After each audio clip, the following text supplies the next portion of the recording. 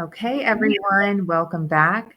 Diversitech Fest 2022, and we are here with our final panel session of the event. No money left behind, know your worth. So, this is for those professionals who were asking me earlier about salary negotiations, and I said, hold on, wait a minute, we got something special for you later on. And so, I'm going to introduce our panel or allow our panel to introduce themselves. And I will do a quick roundtable. So we have Andrea Logan. Feel free to introduce yourself and tell us a little bit about what you got going on. Hi, my name is Andrea, and I'm a professional resume writer and career coach, and now international speaker. And I basically have created my business straight through TikTok, and then it boosted my LinkedIn. And now people ask me to speak all over to help job seekers transition into full time remote work that pays them like six-figure plus. And I help mainly like young people and marginalized groups figure out how they can like get the most amount of money in positions where they already have the expertise, so social media. But that's what I do, and it's been pretty wild, but it's fun. That is amazing. We're so happy to have you. Esther, please introduce yourself and tell everyone kind of what you have going on. Right. Thanks so much for having me, Shannon, and the rest of the Trabaja team. So Esther Ayarinde Iyamu here. I got to get used to saying Iyamu because I just got married, but excited to be joining this crew. I have spent the last 16 years as in tech, business and business development and sales, tech executive in various sectors, worked globally, worked with small teams, worked with large teams. The last team that I had the pleasure of being a part of was a $300 million managed services business that we had to move through a pretty large acquisition. Now I am a co-founder of a company called High Performers HQ. We have a podcast that's available wherever you can find it, focused on human optimization and helping high performers live better and healthier, as well as live longer and perform at their absolute best. We're also building productized services as well as technology platforms to help the working age professional get healthier and perform better. Really, really excited to share all the places where I have found mistakes or called people out for trying to pay me less than I'm worth. Yes, and we are here for it. Thank you so much, Esther. And Dario, how about you?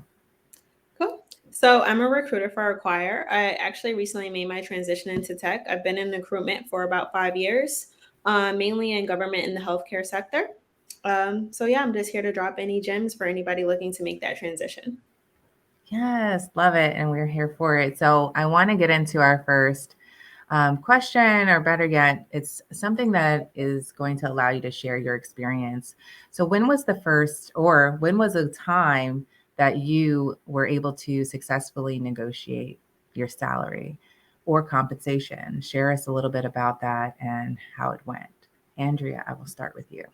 Okay. So I've just started doing speaking events when I'm transitioning my business, the Career Island, to being less, oh, I'm going to write everybody's resume, to where I'm like going to be speaking about how to create a professional resume at colleges. And pretty much now that I know what I'm able to do and how like I've been giving people out of poverty and helping people get their first job, or like being able to move out of their parents' house, or just starting a job in tech, because I do tech job consultant work too.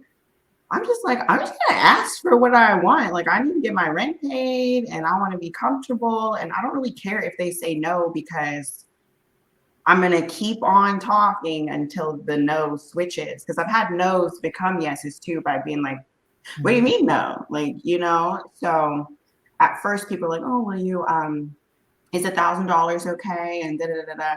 And I'll be like, anyway, here's my rate card. It's, XYZ, XYZ. Like, my goal now is to get to like 10K speaking engagements.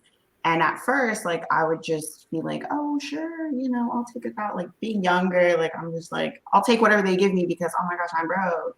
And that was like for so long, until I was able to build a business and grow it and help people get six-figure jobs. I was like, this is what I'm going to do now. I'm going to use myself as like the guinea pig to see what I can do. So I kind of created this system to where I was always stepping into the room and saying like, hi, I'm the ideal candidate for this position because, and I set every single salary negotiation up like that to kind of like not trick people, but I'm gonna take your mind and tell you what to believe about me. Like maybe everybody else who's in the room is like, oh, I'm a recent graduate and I need this, that.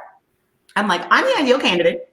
And I believe that my worth is set at $120,000 per year because then I can say anything. I can use their job description and just play with their wording and like make it seem like I'm the exact person that they've been looking for the whole time. And I'll be like, what can we do?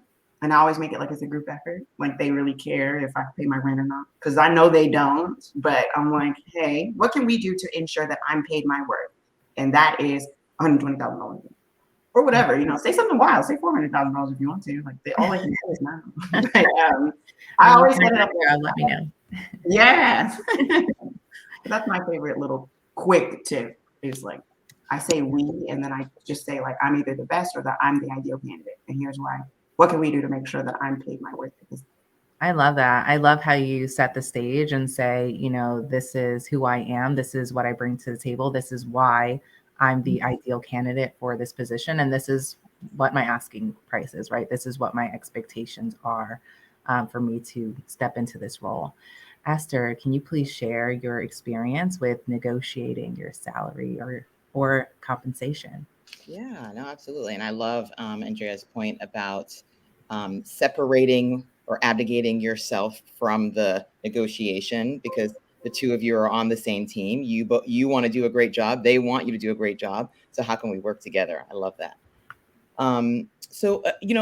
There are two main tools that I've learned over my career to help kind of bridge the gap and navigate career negotiations. In particular, for me, over the last 5 years of my 16 years in tech, I wrote my job description for my job. So you wouldn't necessarily go and find it, somewhere online or go and find it within certain bracket points. So I had to somewhat figure out what's equitable pay for me if I'm writing my own job description. And an example I used once when I was taking on a pretty large 1-year rotation was I went in and I looked at my last 3 years of compensation.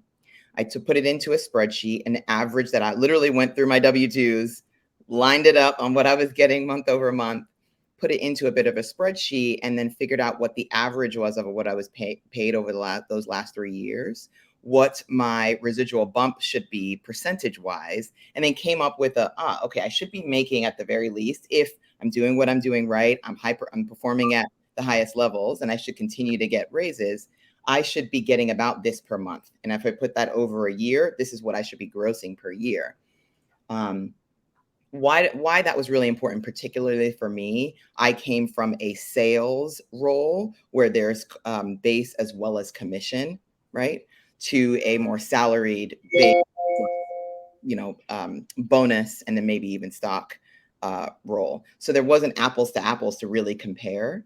And so it was really important that I took an average across 3 years where I could clearly base it and make it look apples for apples as much as I could, average it out, add the increase because you're not going to do the same job.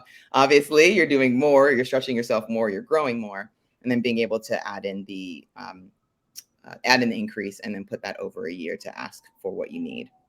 The other tool that I've used that has been really helpful, if anybody's heard of a company called opencomp.com, they just raised their Series A, an incredible startup, but you can look across several types of roles from entry level to mid-tier to senior tier across different departments across a company. And they'll give you averages based on location as well as salary ranges based on the level of experience that you have in role or level of responsibility you might have in role to give you an idea of what others are making, right? And so if you're an entry level, let's say marketing leader, people manager, you can look at a people manager, marketing leader role in, say, San Francisco, get a bit of a range for what that looks like. And, like Andrea said, ask for what you're worth. If you're a high-performing individual and the numbers prove that you're a high-performing individual in this field, then put yourself in the higher tier and make sure it's really clear that there's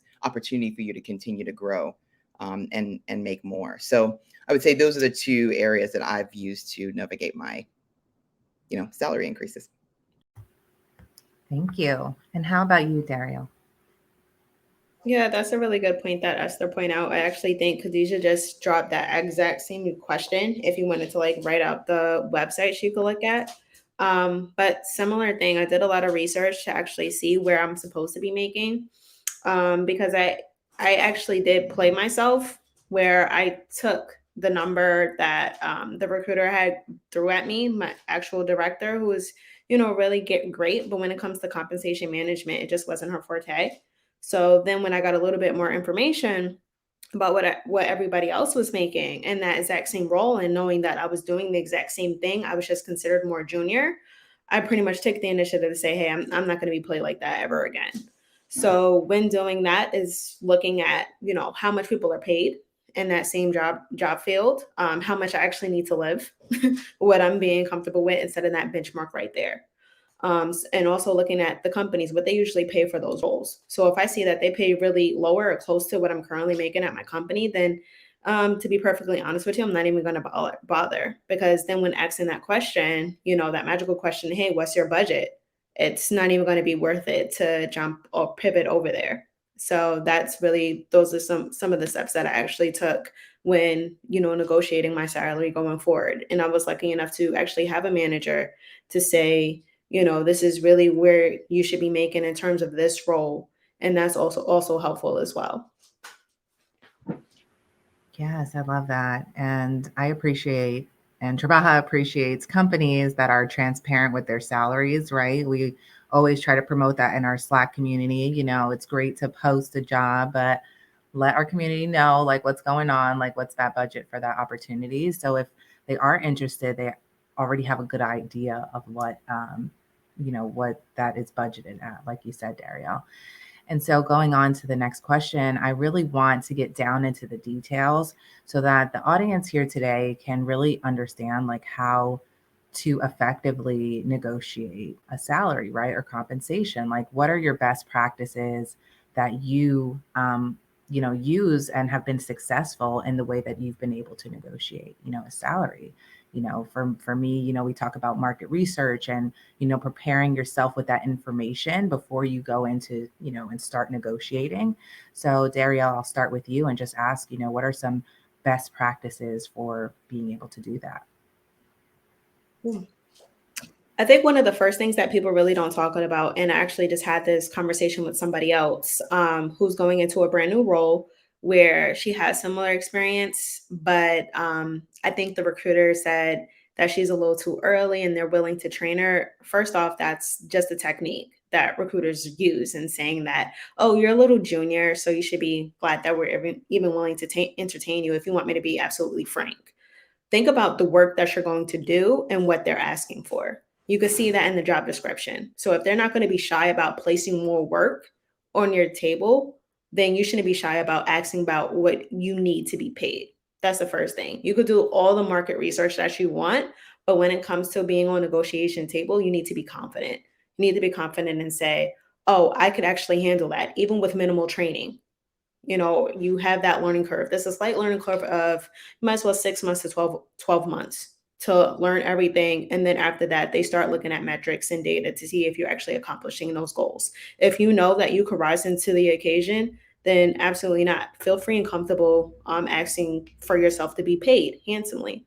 And this doesn't even just lend itself to doing the actual job roles, but if you could think about anything outside those specific job roles, even in life, if you think about a project that you did, literally you had 2 weeks and you did it in the last 20 minutes before the class, you could definitely rise to the occasion to do any other job, duty that they list on the job description. So when you think about that, just actually confidence is key. Aside from the technical things we could talk about, doing market research on the company, going to the websites that Esther and Andrea mentioned to look up the salaries and the budget that they would like, having those conversations with that recruiter, you need to be confident first to even for that to come out your mouth. So I think that's something very prominent to do. Yes. Love that. I hope everyone's taking notes before you go into your interviews. Esther, how about you? What are some best practice tips that you've used to effectively negotiate a salary or compensation? Yeah, no, so I typically think of everything in threes, so I'll give you three. One in particular is know your numbers. Data is all never going to lie. Data is always going to be one to tell a straight story, right? So if you can understand what the landscape is for where you're going based on the numbers, either what the ranges are for somebody who's done this job at what level, if you can leverage websites like Blind or Glassdoor or others to figure out what the experience is for that particular role, and use data to share the narrative of why you're going to be a great contributor to the team, as well as should be paid within this range. Data can always help you tell an incredible story. I would say number two, you nailed it in terms of the confidence, right? Think about the diversity numbers in tech right now. From every aspect, there's a wealth of knowledge that you jumping into this organization, no matter how you slice it, are going to bring that they desperately need. You are a hot commodity. So walk in confident that you're a hot commodity. What you lack in experience, you will bring in diverse perspective that the companies are going to need. So walk in with that confidence that you're bringing something to the table that they do not have, which is why, incredible companies like Trabaja exist to really help diversify the portfolio of tech companies. I would say the third thing is always have a backup, because that also helps in your confidence. If you're walking into a conversation and you know that, quite frankly, this isn't my only get up. Like, you guys are cute and all, but I got options, right? That'll show in how you're negotiating, how you're communicating, when you're navigating through the conversation. It's a whole new world out there. The gig economy could mean that you don't have to take this job right away. You can do incredible work like Andrea's doing, where you can freelance for a bit until the right role, who's going to, right company comes along that's going to pay you correctly, shows up. So make sure you have a few backup options to give you that extra boost of confidence when you're going into negotiation. Okay. Yeah, I agree with Esther too. Because, like, I always tell people, if you just focus on one company, like, you're going to put every single piece of your entire energy right inside of them. And if they say, like, no, or if they're like, we're going to pay you less, you'll get, like, heartbroken, and that people start feeling like they have no options. So you have to create all your options so that you don't feed off this desperate energy, because they feed off of that. They're like, oh, you're an entry level and you kind of don't have all the skills that we talked about. What if we just pay you $50,000? And you're just like, but I'm trying to get a job in tech. Everybody says you can make more money. So if you spread it out to where you have a bunch of, maybe I say do like a list of 10 top companies, and have to be something that's like, you could shoot for Apple, but you could do things in your area, because there's a lot of lesser known companies that have a lot of money too. It doesn't matter where, but make sure you have a list. And then I like to be sneaky and I like to be aggressive. So I look up the CEOs. You can find so much information on CEOs. I used to be a hacker. And so, like, I will look up CEOs' addresses, public knowledge, or just the company's address on Zillow, and see how much it costs to actually just have that company, so that I know, oh, you guys have money. There's no way you could tell me that you could not pay me this because you have money, because I did the research. I looked it up. You live here. So don't act like me saying 120 or even 250. Like, I know I have a bunch of friends that work at Apple, and they're making over $400,000 a year just as engineers, and they didn't have that much experience. And I was like, yeah, I have an iPhone right now too. Like, we're all making sure that you can work, because we use this company's product all the time. So if you're Black, and or if you're brown, or if you're disabled, or if you're marginalized, or you're a woman, and you have this idea that you could bring something of value just because you can talk to those people that the people at the top don't even know, like, they don't usually have a bunch of diverse seats at the top. If you want to be that diverse seat at the top, literally ask and tell them, like, you don't have the type of resources that I do. I'm on the ground level. Like, I came from this. Like, I know what these people want because I am these people. Like I'm the people that you act like you know about, and I'm the one who can speak directly to them. So put me on the team. But I like to look up where they live because a lot of people will be like, oh, I want to get a job at Amazon, but I don't know, like, what should I ask for? And I was like, don't he have all the money? I'll ask for the money. You have to ask first. Like, you never know who is gonna like help you out and throw you a bone. So like, try. Literally bringing up the salary at all is better than just kind of like, okay, I'll take the 15 an hour. I'll drive the car. Like, no, they have the money. Ask. That's what I do. Look them up. Look up where they live. It's out there. It's on Google. You can see. Okay. So kind of tail ending off of that, Andrea, with the energy of not being shy, right, and asking, what kind of advice do you have for professionals that are listening here today in the audience that shy away from the salary conversations?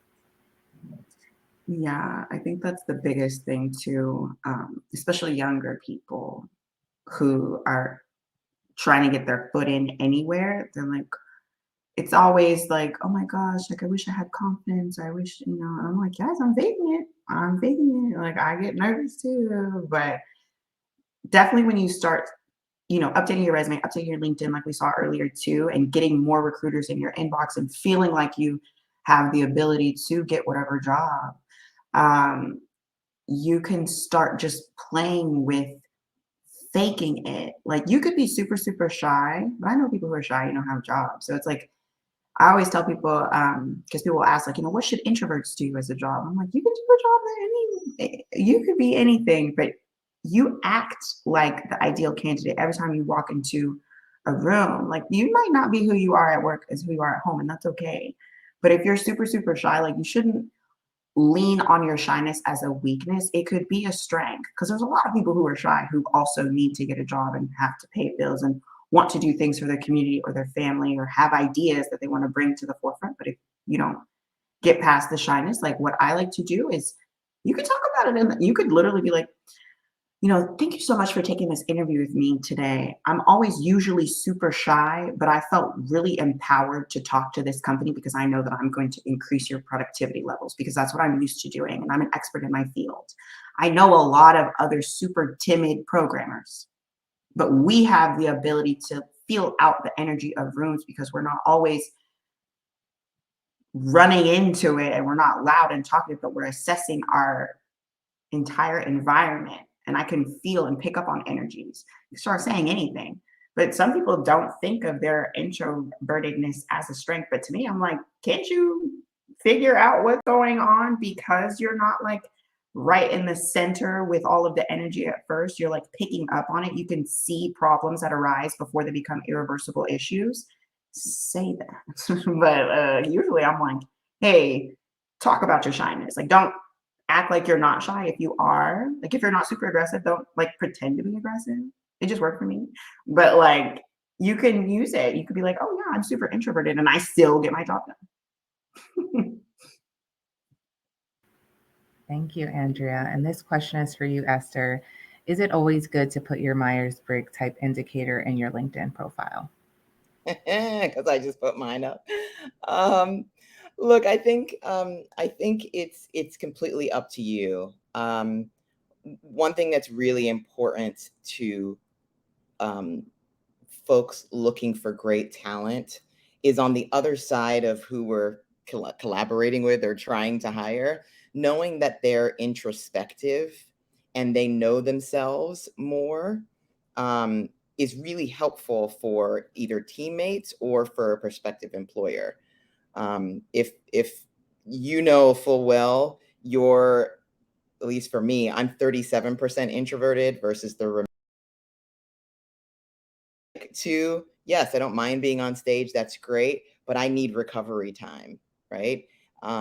Communicating that to my teammates makes it to where we can collaborate better. When I need my time to go recover, that other person who is like, we have someone on our team that's like 90% extrovert, she can jump in and take over, right? My other co-founder who is like pretty much majority introvert, we know we've got to kind of balance to give him the space that he needs. So I think it's more about introspection and being able to communicate with those you're going to work with. the type of person that you are. Could it be with your Myers-Briggs, or there are other free tools out there like 16 personalities in sharing who you are? It's up to you what you share, but it's more about introspection and knowing yourself and knowing your superpowers. Thank you, Esther, for that. I'm also an introvert. I feel like you could potentially tell by just how mild toned I am all the time. It takes a lot of energy for me to show up in these spaces. So introverts can get it done, basically. And this question is for you, Dario, about, I lost it, but it was about how do you negotiate a salary when someone says that it's already budgeted at this amount? If that's not within your range, I would tell them regardless. And that happens to me all the time. If I tell them, hey, our budget is this, then the third, I'll always end it with, is this feasible for you? And they'll let me know yes or no. And then we talk some more about the job role, what we expect, our company culture, and they decide, do they want to move forward with the interview process or not? Because it's a mutual decision, right? It's not like I'm giving you this opportunity to come work for me. It's also a mutual decision of, do I actually want to come work for you and do what needs to be done? Because I'm also helping your company once I fill that seat. So if the seat just remains unfilled for a period of time, nothing's getting done. And like, I don't want to curse, but that's the frank part about it. Nothing's getting done until we fill that seat. It's either going to land on the person that's already there. That team has to pull together their resources and their expertise and their knowledge to get those things done until further notice. So if they shut you down and it's not feasible, then be comfortable enough to walk away. It doesn't matter what company it is. This could be a FANG company. This could be a startup that you really like. Obviously, if they're telling you that we're not willing to go outside of our budget to pay you something that you're comfortable with, then you need to have, I don't know the word to call it, confidence, be more comfortable in yourself to say, I'm not going to accept that. And eventually you'll find something that fits within your means. So I would just say be comfortable enough to walk away. If not, they're not even willing to go outside of their budget. And Dario, I might also mention, not all compensation is monetary. So you might find a situation where, at least I know I've had in my career, yay, the salary, it's not that great, but the platform that they're going to give me, or the opportunity for exposure into this particular market, or the travel opportunity, or, you name it, there might be non-monetary pieces of compensation that will make up for that will be beneficial for you in the long run. So think about more your 10-year goal as opposed to how much am I going to make right now when you're thinking about the bigger picture. That's a good point, Esther, because the way I explain it, and I think the way that everybody should, talk about it, is total compensation versus base. So total compensation is, of course, equity stock packages, healthcare benefits, and then the base, which is the set salary that they're going to pay you annually. So think about it like that. If you guys think, I'm really more concerned about healthcare and unlimited PTO, if that works for you, that's fine. But then I have some people that are just solely interested in base. And that's what a good recruiter do, is to say, hey, what are, I guess, your motivations for looking for another job? Or what are your motivations or your interests for actually entertaining this conversation with me if I'm doing outreach and sourcing? So think of it like that. If we're just talking about base salary, though, and they say this is the budget and this is what we're going to offer you, then no. You know what your standards are, what your rent or your mortgage costs, what other things that you have to list. So you say, hey, I'm not even looking at that. I know I don't care about all the stock options and stuff. I more so care about my base salary. But yes, to Esther's point, yeah, and separate those components and actually look at that picture. And, company culture is a big thing to me. If you feel like company culture is more important than salary, then hey, entertain it. Thank you. And just to leave our audience as we close out with a final motivation or final closeout tip for their salary negotiation journey as they go into their interviews, just give me that one tip or one quote that you want to leave the audience with before they go into those interviews today. Andrea, I'll start with you. I like to make sure that I know the job description completely. One, I would have because I built the resume to get the interview to the job description. But picking out maybe at least like 2 to 3 skills from the job description that you're going to use as your talking points. You could also just do it with their values if you don't want to pick the skills. But pick out something from the company, like it could be 15 minutes before you talk to them. But if you did like your research, and then use those as your talking points. Yes, through the interview, but definitely if you're going to do a salary negotiation right then in the first one, I like to talk about it immediately. Some people like to wait because they know that there's some rounds. You could get it out there, but make sure that you like kind of push yourself into their vision of the person they're looking for anyway, because they tell you on the job description, hey, we want to hire someone who's fun and analytical. Keep talking about how you're fun and analytical, like over and over again, so that you appear like their ideal candidate. But then also, when you do the negotiation, start off. You could not think that you're the best person or you're the expert, but say those little keywords because they can't really argue with you. Like nobody's, and if they do, I mean, they're probably pretty rude. But if you say like, I'm the best suited person for this specific position, they're probably not going to be like, no, you're not. Why'd you call me? Like even if they're like, maybe somebody's better, or like, oh, I'm an expert in my field. They don't know if you're an expert or not. What if you are? Like, what if you get a super cool position to where it is a tech position at a tech company? Someone just got a job at TikTok yesterday, so I was like super geeked about that because I took my TikTok tips. But she got this tech job at TikTok. She's been on TikTok the whole time. You're the expert in TikTok, according like I don't even know how to use TikTok that well. I just mess around. I don't really get on it. I just make them. So like people tell me how to use it all the time. So I'm like, don't you have the expertise here? Aren't you the expert? They can't really tell you anything. Like, you have to tell them. So if you use those little words like, hey, I'm the best. Hey, I'm an expert. I'm going to bring growth to your company. You have a better shot at making yourself at least appear like you are more confident in yourself than the other candidates who are kind of like going to be shy and timid. You're really not fighting against everyone in the world who's going to be like, hi, I'm the best, hire me. Most people don't do that in interviews. Most people are like, oh my God, thank you for taking my interview. I haven't had a job in 5 years. Why are you saying that? But literally just say like, I'm an expert. Thank you for talking to me today. We're going to talk about the salary and I'm excited.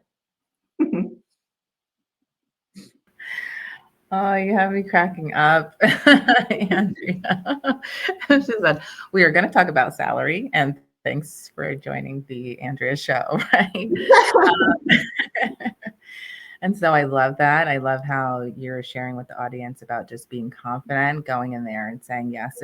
If you're applying to TikTok, after spending years creating TikTok videos, yes, like share that you're an expert in TikTok and you're helping their algorithms. So definitely appreciate that perspective. Esther, how about you? Read the book by Jen Sincero, You Are a Badass at Making Money. Get it on Audible. Hear her curse. She uses every S and F word in the book. She is a straight New Yorker. It is an incredible book, and it helps you personally break the barriers in here that's stopping you from making that money. Because it's not the recruiter that's on the other end, the job that's on the other end. It's whatever's in here stopping yourself from making the money you deserve. That book really broke that down for me. So. Yeah, and if anyone listening can just drop the title of the book. Oh, thank you. Appreciate you. Love the tribe. And Darielle, can you leave the community, the audience here today with a tip or a motivational quote or whatever you want to share? Yeah, and I think it's just like some personal feedback that I got for myself when I was out there interviewing. Take a pause before you answer any question. Like, don't just jump into it, because then when I notice if a candidate is nervous, I could automatically tell you're nervous because you're rambling and you're just trying to go in a circle to get to the point. Take a pause, as Andrea said, look at the facts, of the company. Think about how you can relate your own personal experience to some of the things that they're posting on the website. If you need to take a pause and it's going to be a little bit more time than what they're comfortable with, say, hey, let me think about that. Or can you rephrase that question? Again, because it's a mutual decision, right? It's a mutual conversation. So I would just say, take a pause, take a breather. Don't break out in hives over interview. Don't sweat. Don't start rambling or stuttering or anything like that. Just take a pause before you answer that question. And I love what people do to me all the time is they say, that's a good question. And then they pause, right? And then they answer. But it gives you that moment to take that mental break and to process the information, especially for us introverts. We need that time to process what we're about to say, because I do ramble when I get nervous. So thank you so much, Andrea, Esther, Daryl. I really appreciate your time, your energy for showing up here today, not just for myself, but for Trabaja and the 125 people that are listening in today. So we're going to use the other 20 minutes that we had allotted in your panel for an actual interview, not interview session, a networking. So we have the lobby. So once you get off of backstage, you'll see the lobby and it says salary negotiations. So for the audience members who didn't feel comfortable maybe asking their questions live here today, but might feel a little bit more comfortable in the smaller networking booths, you can ask your questions to Andrea, Esther, and Daryl so that you can get yourselves together for the interview event that's going to be happening at 2 p.m. Eastern Standard Time. So excited for this. And so hang out with us for another 20 minutes, please. And we'll see you in the booths. Bye, everyone.